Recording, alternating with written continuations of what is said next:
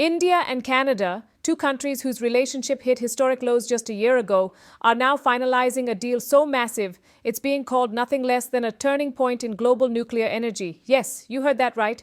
India and Canada are sealing a $2.8 billion uranium supply agreement, a strategic shift that doesn't just change energy markets. It shocks China, embarrasses Justin Trudeau's political legacy, and rewrites Indo-Canadian relations from the ground up. But before we get into the geopolitical earthquake this deal creates, let's rewind. Just 1 year ago, total breakdown.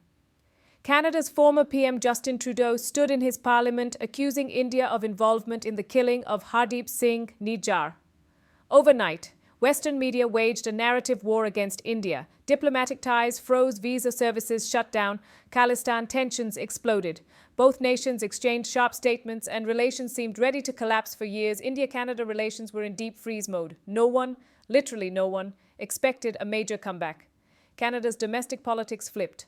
Mark Carney became Prime Minister, and just like that, Canada's foreign policy got rewritten from scratch.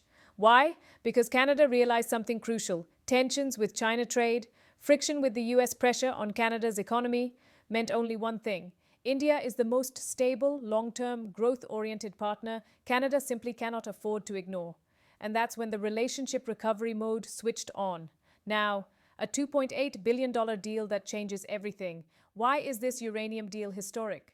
Two reasons, and both are massive. One, the scale is unprecedented.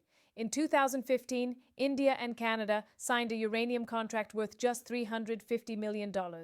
Today, $2.8 billion, 8 times larger, spread over 10 years, meaning Canada is about to become India's biggest uranium supplier for an entire decade. India's nuclear future is exploding with growth. India is building a new generation of indigenous nuclear reactors and is planning to scale nuclear energy from 3% to 22% of its power mix. By 2050, India is projected to be among the world's top nuclear energy producers. There's just one problem. India doesn't have large domestic uranium reserves, which means it needs a long-term, trustworthy supplier, and that role is now being filled by Canada. But wait, India isn't an NSG member. How is this possible? Excellent question. The Nuclear Suppliers Group, NSG, decides which nations can import uranium.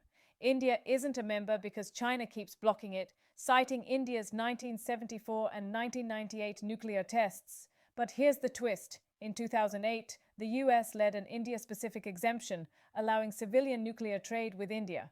However, US restrictions on a few Indian companies still limited large-scale uranium imports. But now, the US has lifted those restrictions. The NSG exemption still stands. India's demand has skyrocketed, and Canada needs reliable, long-term buyers. All stars aligned, and the largest India-Canada uranium deal in history is done. And the one losing sleep over this? China. Because this deal hits China on 3 strategic levels. 1, India's nuclear energy capacity will surge across Asia. China has long tried to limit India's rise in nuclear capability. Now that strategy just collapsed.